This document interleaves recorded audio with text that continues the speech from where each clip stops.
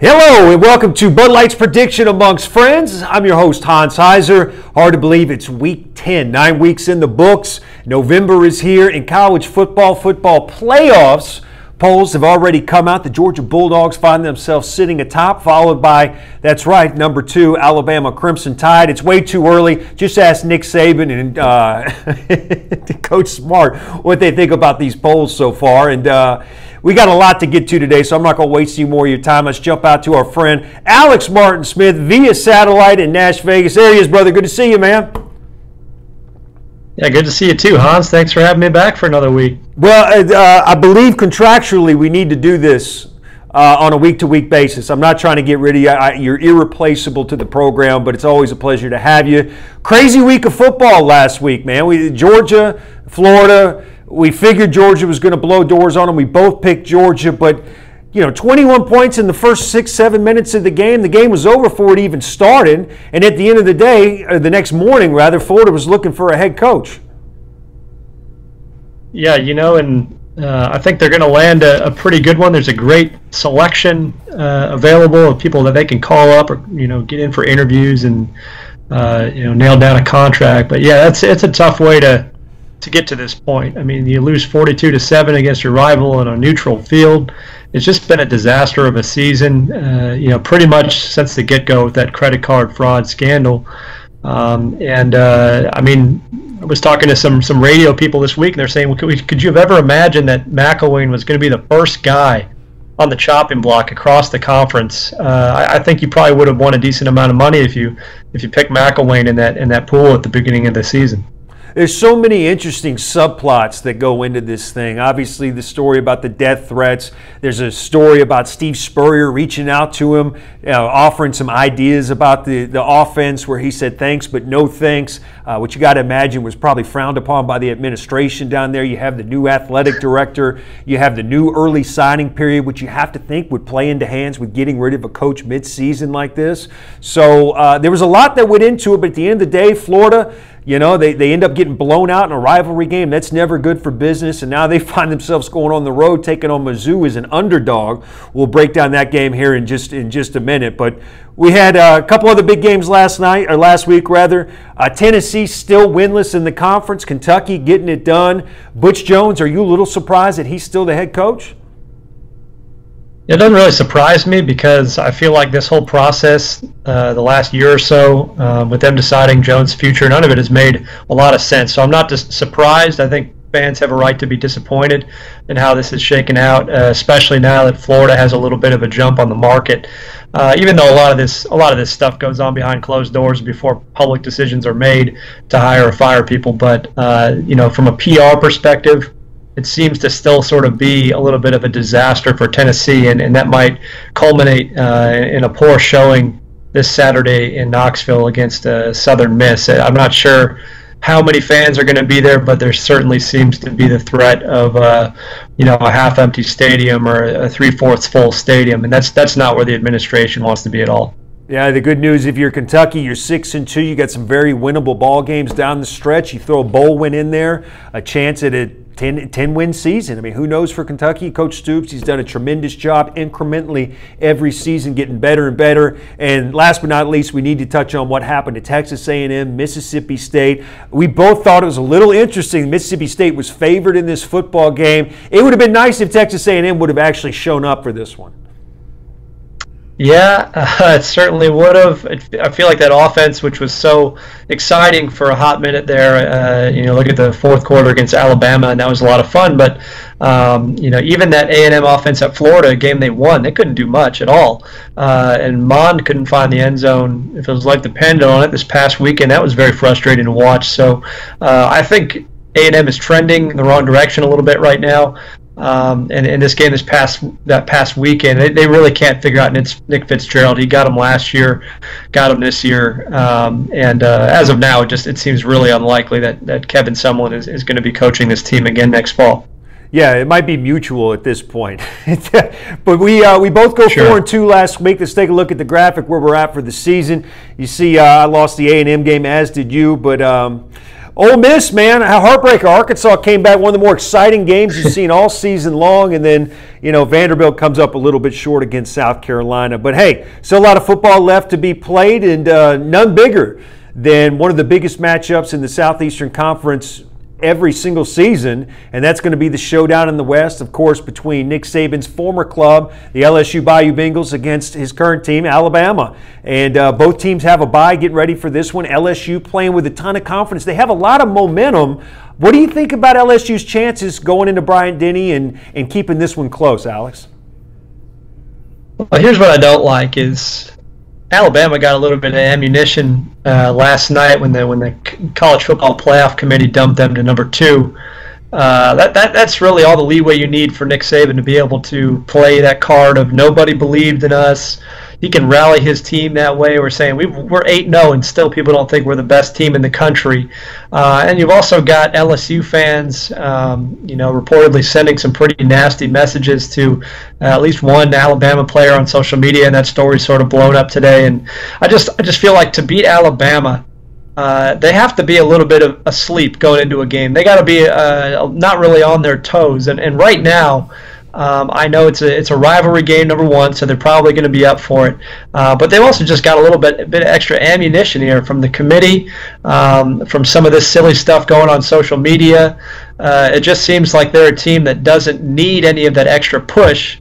And they're certainly getting one right now, and I know Nick Saban was probably all smiles after that number 2 ranking last night, because I think that's going to be huge as far as setting the table for this game for Alabama. Yeah, going on the road and beating Florida and going into Bryant-Denny are two different things. But you can't take away the job that Orgeron has done with this club. I mean, after the Troy game, they were left for dead. Embarrassed by Mississippi State, back-to-back weeks. It looked like possibly LSU had made the wrong hire, but this is a team, after that win in Florida, playing with a lot of confidence. They have a lot of momentum right now. That big home win against Auburn. What do you see on the field that LSU, the changes that they've made that's put them in the situation these last couple of weeks to walk away with wins? Well, you look back at that Ole Miss game, and I know Ole Miss is pretty much trash on defense, but you look at Geis being able to put up 279 or whatever you put up, and maybe rounding into a little more health, a little more full form. I also look at what the job Danny Etling has done at quarterback. He's been sort of that proverbial game manager, but he hasn't made the mistakes. I think he's only got 1 interception on the season, and he's been contributing to some of these scores where he had a couple weeks ago 3 touchdowns in a game combined for the first time against a Power 5 opponent in like 4 years. So I think we're seeing a little bit of a difference from Etling. We're seeing just the slightest bit of taking care of the football or making that extra play that's helping LSU get over the hump a little bit. And I have been very impressed with this turnaround, because I had sort of left them for dead, and everybody was talking about Coach O's buyout and all that. And I'm pretty pleased that they're back in the top 25. They're playing good football, and we might get a good game on Saturday.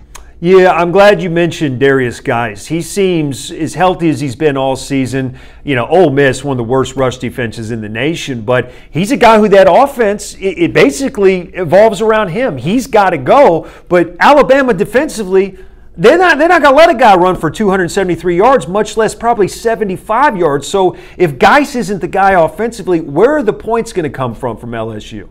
Or are they going to come, I should say? Yeah, I'm not convinced they're going to come from anywhere. I think back to a couple years ago, same stadium, same kind of setup. I think LSU was number 2, Alabama was number 4 at Bryant-Denny, and Leonard Fournette was leading that Heisman conversation, and that whole season just changed in about 15 minutes, 30 minutes a game, and Bama just shut down Fournette. They shut down that LSU offense. I know a different coach, different system, but it seems like LSU's still fairly one-dimensional. I'm giving props to Etling, but he's not the playmaker, I feel, that is going to be able to win these games, where usually when you beat Bama, your quarterback has a big day. That's usually the case. You look back even to last year, with Coach O and that 10-0 loss where the defense showed up for LSU, but it was so frustrating to watch them try to move the football, reminiscent of that national title rematch a few years back where LSU just could not move the ball. So they've got a lot to prove. I think early, they might poke in a field goal in the first quarter, first couple drives, and give the fans some hope. But I don't see the points getting stacked up on the scoreboard in a way that's going to allow LSU to go touchdown for touchdown with Alabama on Saturday. I don't think it's going to be a close game. Yeah, I don't either. I'll go ahead and make my prediction now. I think Alabama wins this. I thought that was a great point you made about being slighted just a little bit in the college football committee's seating at number 2.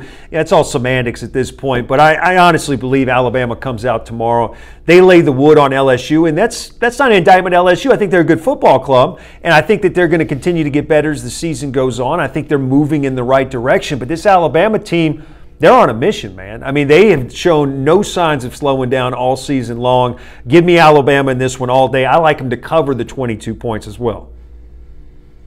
Yeah, I think they're going to cover that 22, and you can look at number 1, number 2, whether it's them or Georgia, but Alabama has just dominated people this season.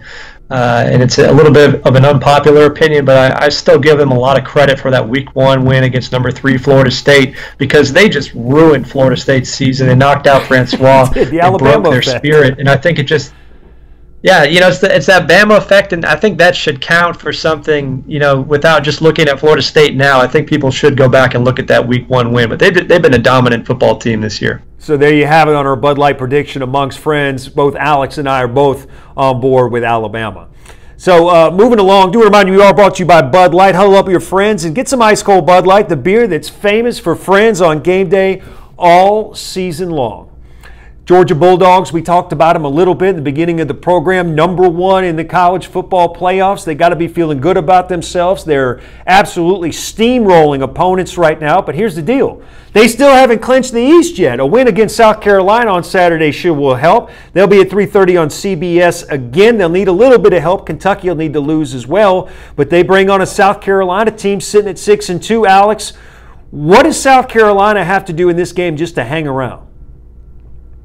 I think, South Carolina's problem for me has been that they haven't been able to move the ball consistently, and especially in their passing game, that yards per pass just hasn't been there this year. I do like Jake Bentley. I just don't think he has a lot of really great weapons around him. The other thing, too, this week, and we talked about bulletin board material for Alabama, but South Carolina needed to take a lesson from Florida last week, where Florida was sort of chirping at Georgia, trying to get in their head, and then Georgia just smacked them around, and now South Carolina's, safety Chris Lamb is just saying they can't pass, and you got some guys just going off in the media on Georgia. It just seems like for a team that's 8-0, they're ranked higher than undefeated Alabama. They've got a point differential that's over 200 at this point of the season. They're a dominant football team, and you have to hope that they're walking into this game, a little bit sleepy. And when you say things like that in the media, that's not the way things are going to be. And on top of that, Hans, they can pass the ball. They just don't do it very often. I think Jake Fromm is an excellent quarterback. He's still going to make some freshman mistakes, but he's got a big arm. He can throw it all over the field. He's got that NFL-type potential. And if Georgia is forced to throw the ball 30 times a game, I don't necessarily think that's going to be a loss for Georgia. I think that could actually be a bad thing for South Carolina. So he's got to watch what he says, especially when the tape does show that, Georgia can pass the ball. So, it's just kind of like a careful what you wish for situation. Well, Georgia, they get this number 1 vote. It's got to be a big deal. These are 18, 19, 20-year-old kids. I know Kirby's trying to keep them grounded, but isn't there some kind of distraction that has to play in here? Human nature would tell you that maybe Georgia goes out there pounding their chest a little bit, or have you just seen just such laser precision focus from this group all season long that it's just going to be more of the same on Saturday?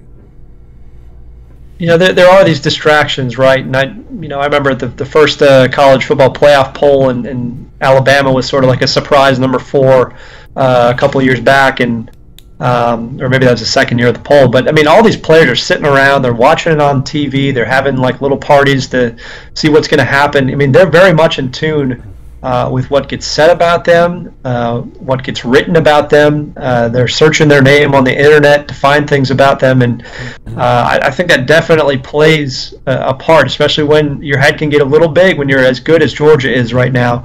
And I do think that they have to watch it a little bit. Because South Carolina is a good football team. They're going to bring a consistent defense every week, and they're going to force you to score points the hard way, and you're going to have to be focused to beat them. I don't think South Carolina's a great team. Right. I think they're a pretty soft 6-2, but they're good enough where they demand some attention from Georgia, and the Bulldogs do need to give that to them. Yeah, a couple things real quick. I want to talk about Jake Bentley in just a moment, but you did hit on something there about South Carolina maybe being an inflated 6-2. The one thing that they do is they don't let the big play beat you. That's kind of been Will Muschamp's MO from his days back at Florida. Georgia known for these big 50, 60, 70-yard touchdown runs. I expect South Carolina just to load up the box, take away the big play, and Georgia, to me, they're going to use that running game and just ground out that clock and just kind of slowly bleed them out. Jake Bentley, in 1 second. I do want to encourage you guys to be part of the show on our Facebook page. Guy just wrote in. It's from Christopher Warren. He says, keep in mind that Georgia has 3 of the 5 best running backs in the SEC. That's an interesting argument. Jake Bentley, on the other hand, South Carolina's had a lot of injuries, especially playmaker, running back, wide receiver. I think all things considered, not only has he continued to get better, Alex, but he's utilized a lot of these weapons around him, including this big tight end of his, where it's going to keep Georgia's secondary honest back there. Yeah, when you have a guy who has, what they call the arm talent or whatever of a guy like Bentley, where he can make the plays, you can't give him that extra space because he can hit the throws, but that hasn't been their production this year. I mean, there's a big play every once in a while, and we talk about the Deebo Samuel injury every single week, I think, or at least I do. But losing him, you lose a little bit of that electricity, and that's been missing for Bentley. And he's not an average quarterback. I'd give him above average when you're talking about the tools and the traits and all those things, but production-wise, he is a fairly average quarterback this year, and I think there need to be a few more of those big plays, and I just don't know exactly where those are going to come from. He did run in a couple touchdowns on the ground, which is pretty rare for him this past week, and I think he's a strong leader. I think he's going to be one of those gritty guys to make a play at the end of a game, but I just don't think he's the player to dominate Georgia's defense in a way that's going to allow the Gamecocks to be in the game in the fourth quarter and eventually pull out a win. I don't see it. To say that they're going to be fired up in Athens on Saturday might be a little bit of an understatement. I'm going to go ahead and take Georgia in this one, although I do think it's a little bit closer than the 24, the spread. I say 24-10. I think it's going to be a pretty low-scoring game. I think South Carolina's going to load the box, kind of incrementally make Georgia move the ball down the field. Maybe Fromm's got to make some plays with his arm, but give me Georgia in this one, 24-10. Alex, what do you got? Yeah, it's hard to blow out South Carolina. I think Georgia will be close. I see more of a 31-10 situation. I think South Carolina is able to keep the pace of the game slow for most of it and keep Georgia from breaking it open. So there you have it. Both Alex and I are on Georgia. Kirby and the Bulldogs one step closer to the Mercedes-Benz Dome for the SEC Championship. Moving along here on Bud Light Prediction Amongst Friends, our third game, Auburn taking on Texas A&M this week. Question is, what Texas A&M team's going to show up, Alex? I'd say your guess is as good as mine. Yeah, they've been really up and down this year, and you look no further that microcosm of a third and fourth quarter against UCLA to open the year. But I think we're going to see an A&M team that's more on the downside than the upside at this point. I don't think they're trending in the right direction, especially on offense. Some of that Mond magic seems to be gone. And while they get to play at home, it's a big game. It's sort of almost a must-win for both coaches if they want to keep their seat from burning up, especially Malzahn. But I don't think Tennessee or Texas A&M is going to bring that fire, that energy this week that they need to beat a good team like Auburn, because the Tigers have a strong defense, and that's mostly consistent from week to week. When LSU beat them, that was a bit of a second half collapse where the offense couldn't do anything, and that couldn't help the defense who had to stay on the field the whole half. So I think it's really hard to move the ball and score on Auburn. and I don't think Texas A&M is in a place right now where they're going to be able to do that on Saturday, and that's just why I think Auburn's going to run away with this one. Gus Malzahn, the sometimes maligned Gus Malzahn, if you will, the Auburn fan base, they're extremely frustrated with him. And the reason for that is not winning the big games, the blown lead in the national championship game, the blown lead against LSU, and then you throw in the fact that he's 1-5 in his last 6 games against Texas A&M, Alabama, and Georgia. They're a little bit frustrated here, but this just has a little bit different feel to it to me, Alex. You know, it's not this big epic clash or anything. And you look at those top 10 games. I think Malzahn is 0-7 in his last 7 games against the top 10. But this is still a tough game to win. You're going into Texas A&M. It's going to be an excited crowd. That's one of the best environments in the whole conference, especially that pregame environment right before kickoff. So this is by no means going to be a cakewalk for Auburn. But they're lucky in the sense that A&M is in much worse shape, it seems, at this point than Auburn is. And you don't have to look too far. You just look at what Mississippi State did to them this past week with a run-heavy attack. And A&M is just, they're beat up right now. They don't have the answers on offense, and I don't think they can keep up on the scoreboard. I wanted to take Texas A&M in this game so bad. I did. I just had a feeling. I keep going back to that second half of the game, the first half against UCLA and the second half against Alabama, and how good they looked. But they just can't put it together for 4 quarters for whatever reason. I mean, you saw the graphic there. It's all on paper. Texas A&M, 30 sacks, #1 in the nation, right? Stidham has been sacked 21 times. That's the most in the SEC. You would think that would be a recipe for an A&M win, especially at home with the 12th man. But they just can't put it together for 4 quarters. Give me Auburn on the road, and they still control their own destiny. It's hard to believe, but the best 2-loss team in the nation, in my opinion, wins this game. Alex, you? Yeah, you know, when you talk about the 21 sacks for Stidham, there is the outlier of the 11 that he took against Clemson, in September, and I have a lot of faith that this is going to be a big day for Stidham. A&M's run defense is serviceable enough where, with Cameron Petway out, they'll be able to somewhat, rein in Currion Johnson. But their pass defense is not really there. And I think this is going to be Stidham's opportunity to throw the ball maybe 25 times, maybe 30 times, open it up a little bit, and show what he can do. And so I'm excited to see Stidham kind of get let loose a little bit and see him throw the ball around. So there you have it, Alex and I both with the Auburn Tigers in the win on this one, moving themselves to 6-2 on the season.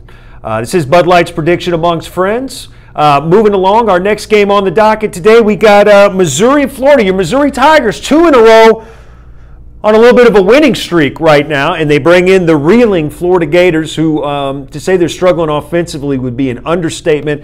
Look, we know Missouri's defense is terrible. If you're going to get right offensively, this would be the week to do it. But, I mean, I'm looking at this game, Alex. I have no idea how Florida can keep up offensively with Missouri right now, the way Drew Lock's throwing the football. Yeah, people can look at the Missouri offense and they say, well, they've been doing it against UConn and Idaho. And, Drew Lock is on a tear right now, and that includes games against Kentucky and Georgia, where, Georgia fans remember that first half where he was throwing the ball all over the field. He's throwing it 65 yards down the field, flat-footed. So he's been proving it a little bit against these better defenses. It seems like they've really turned a corner offensively. And you're right. Florida is in a bad place right now. Maybe the change here with Randy Shannon and unchained Doug Nussmeier on offense, maybe they can cook up something interesting. But on a 1-week turnaround, I'm not so certain about that. And I am pretty sure that Missouri is going to have a little bit of firepower on offense. They're at home. You look at that graphic where it says, Locke is tied for the NCAA lead with 28 touchdown passes. 18 of those are in the last 4 weeks. He's on pace to at least tie Andre Woodson's SEC record of 40. And this will be kind of a fun game to see if that Missouri offense actually has taken a step forward. And now if they win this game against Florida, they only need 2 more to become a bowl-eligible team, which is such a long way from the laughingstock that they were just, 3-4 weeks ago. It's crazy. Well, Randy Shannon, guy's got head coaching experience, goes 28-22 in 4 seasons at Miami, of course, DC. He's now the head coach at Florida. What kind of what kind of effort do you expect to see from the Florida Gators out of him? I mean, here's a guy who he's been there before as a head coach. I think obviously he's got the ear and the effort of his defense, but how do you expect the Florida Gator team to respond by their head coach being fired? I think, some of these personnel moves are going to be pretty obvious. Or if you look at, is Malik Zaire going to get some more time at quarterback because McElwain didn't want him on the field, or if it's going to be Franks again, are they going to open up the offense in a way that Nussmeier wasn't allowed to before? You don't know, and I think there's a little bit of excitement in that for the players, like, hey, we can open things up in X, Y, Z this way or that we couldn't before because there's a little bit of a different philosophy at play. So I think that's sort of the silver lining here for Florida, is that this is a new chapter, and that could go downhill really quickly.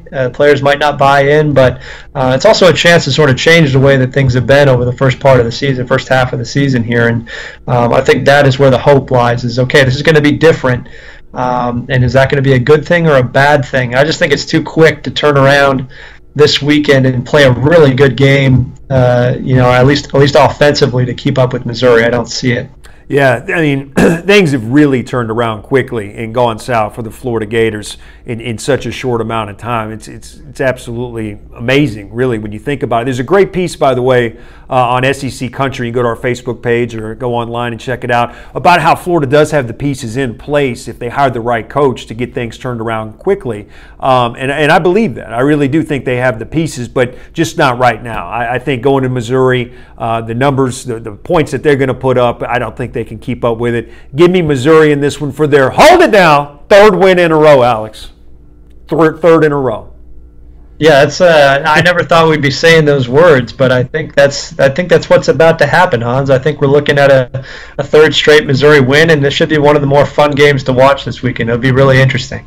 All right, there you go. We're both on board with that one, and do want to remind you, we are brought to you by Bud Light, guys, and there's something all fans can rally behind. That's tailgating with some ice-cold Bud Light. And there'll be plenty of Bud Light being consumed this weekend. Ole Miss, Kentucky, and boy, you talk about a team giving a game away. Ole Miss last week, I thought the quarterback played a tremendous game up until fumbling the ball with under a couple minutes left. Give Arkansas a little bit of credit for hanging in there to get the win, but I mean, how do you respond after giving a game away like that on your home field?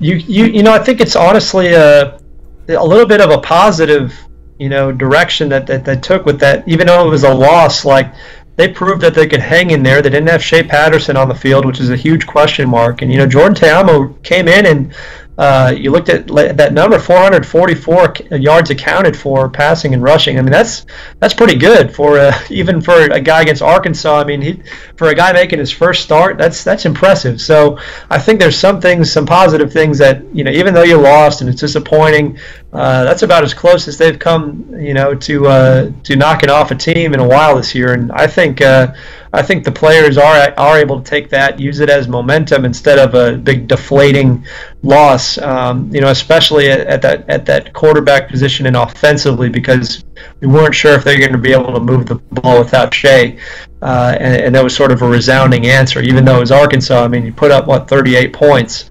It shows that the offense works. You have the pieces in place to stay competitive, and I don't think any players would say, you know what, I'm done. After a game like that, I think it's more on the side of, hey, look what we can do. We should have won that game, and we can take another game or two before the end of the season here. When I watch Kentucky, they have tremendous leadership. I thought last week Steven Johnson gets hurt. He comes back. He runs for a career-high 84 yards, leads them to a victory. Benny Snell was outstanding running the football, both of those guys. Ole Miss can't stop the run. This sets up ugly for Ole Miss. But Kentucky's favored in this game again. Alex, this is 3 out of the last 4 games that the Wildcats have been favored.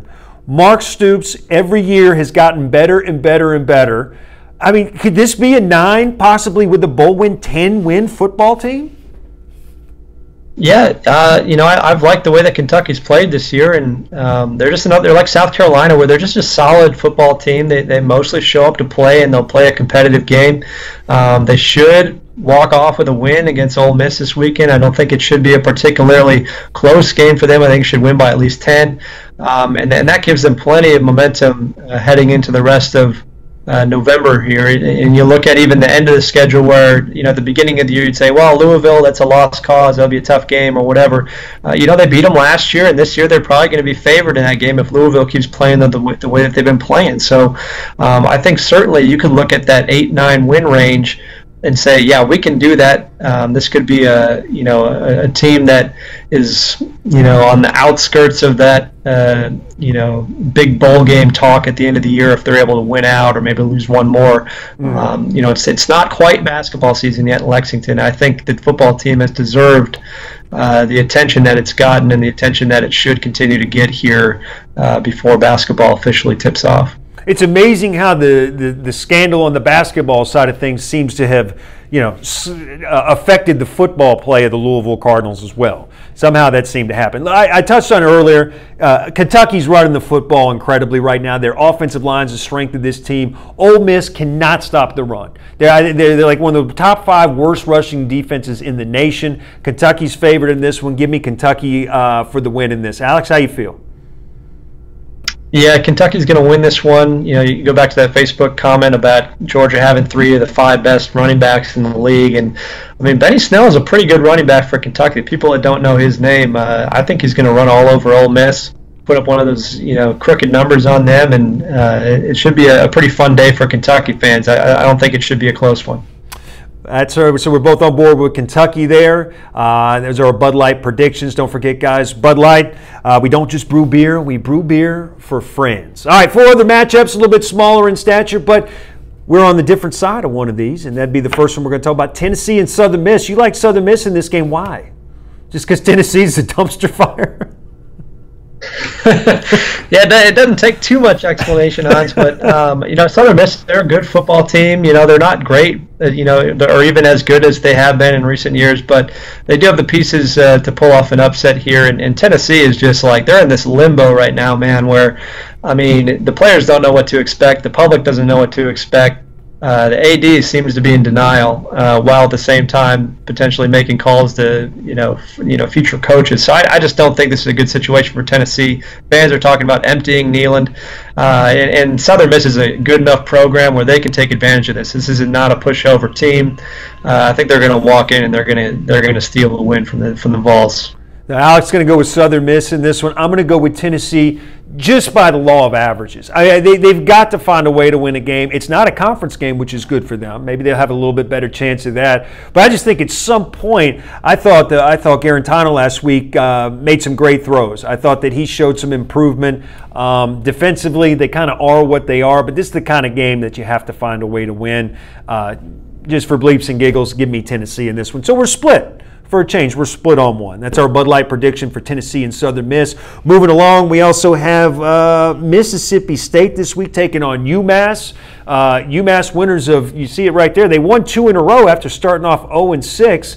But the Mississippi State defense, Todd Grantham's group, flying under the radar. They're 12th in total defense in the country, Alex. Yeah, you look back, like last year, this game where Mississippi State and UMass, and it was a 47-35 shootout game. Is right at the beginning of the Nick Fitzgerald era beginning. And Mississippi State, their defense was in real rough shape last year. You're allowing a team like UMass to pile up 35 on there. I think that's going to be the difference this year, in this game where, yeah, UMass is pretty bad. You mentioned that 0-6 start, but they picked it up. I think Mississippi State is still going to score and get those points on offense. Nick Fitzgerald's going to have a big day in the box score. But the difference is going to be that Bulldogs defense, which is just playing a lot better this year. They should make it a goal this week to shut out UMass, at least keep them off the scoreboard for the first couple quarters, and I think they can do it. So there we are. We're both on Mississippi State with that, and what looks like to be a pretty special year for Dan Mullen and his team. Win there, that puts them at 7-2. So we're both on Mississippi State there. Bud Light prediction amongst friends. Moving on, Arkansas. They got a win last week. The way things have been going, you'll take what you can get. Heck of a comeback. They come back, they get the field goal right at the end of regulation to get the 1-point win against Ole Miss. Now they have Coastal Carolina coming to town, a game you have to expect them to win. A little bit of momentum for Brett Bielema and company. This is a game they have to win, no doubt. Yeah, if you can call it, 1-point win over Ole Miss, much momentum. It's funny because I think most Arkansas fans will sit there this week and say, "Wait, Coastal Carolina's they're an FBS team now." I think that it might do a couple double takes. Did Arkansas put 2 FCS teams on their schedule? But no, I mean, Coastal, they're in the FBS. They're really bad. I think they're worse than a lot of FCS teams, so it's not really that great of a designation. But I think Arkansas should run away with this one. This isn't one of those underdog teams that's going to cause much of a problem. No, I think Arkansas gets the win in this one as well. 2 in a row, who knows, maybe a little bit of momentum the rest of the way. Their schedule does lighten up a little bit down the stretch, and who knows, maybe they can get bowl eligible. Maybe Brett Bielema can save his job. We'll see. But give me Arkansas in this one. Moving along, our final game is going to be Vanderbilt, who I know you predicted last week to win. They came up a little bit short. They've lost, I believe, 5 in a row now. They get the Hilltoppers coming to town in Western Kentucky, a game that they've got to win. I expect them to win. I think this game could not come at a better time in the schedule for Coach Mason and the Doors. Yeah, based on my very scientific calculations, I believe Kyle Shermer is only 4. I think he's only 4 touchdowns away from the school record in a single season, which, I mean, that says a lot about Vandy when the record is 22. But it's been a very above average year for a Vanderbilt quarterback in this Vanderbilt offense. And I think the problem that they might run into is Western Kentucky. They've sort of woken up a little bit where they've got that potential NFL quarterback, and Mike White had a horrible start to the season, kind of fell off a lot of those draft lists. And now he's got 3 straight 300-yard games. He's got 12 touchdowns in that span, and Vanderbilt can't seem to stop anybody. So I think this one might be a little closer than people expect. On top of that, I think WKU, if I'm not mistaken, knocked off Vandy a couple seasons ago to open the year, or it was really close. I don't remember. But this is not going to be a cakewalk for Vandy. I think they're going to win. The Commodores will, but it's going to be a little bit of a rough one for fans. Give me the Doors in this. Was that a Bobby Petrino-led team, Western Kentucky, back then? I just don't remember it. I think they won. It was like 14-12, and it was very disappointing as usual for the Vandy faithful. I think they get it done this week. I think they end the skid. Coach Mason gets a much-deserved win and a big win for the conference. Can't afford to lose this game. So Alex and I both on Vanderbilt in that one. So Bud Light prediction amongst friends, we're all in pretty much the same games with the exception of Tennessee and Southern Miss. We'll see how things shake out. Huge weekend of college football outside of the SEC. We'll see a lot more as far as the playoff picture goes. And for your comments on the Facebook page, guys, Alex, you got to go back and read this nonsense. I mean, since the show has started, it has just been Georgia, Alabama, and Auburn fans just nonstop. I can't even repeat what they're saying on air. So use your imagination. But for you guys participating in the show, thank you very much. I hope you enjoy ourselves on our forum. Alex, good to see you as always, brother. Yeah, good to see you too. This is the best part of my sad week, Hans. I hope you're lying, man. I hope you are. Be good, brother. I'll talk to you soon, okay? See you, man. Hans. Alex Martin Smith up there in Nashville. This has been another episode of Bud Light's Prediction Amongst Friends, brought to you by Bud Light. Of course, want to remind you to celebrate college football, and we remind all friends to drink responsibly. That means you too. For everybody behind the glass helping out with the program, my name's Hans Heiser. We'll see you next week. Until then, be good.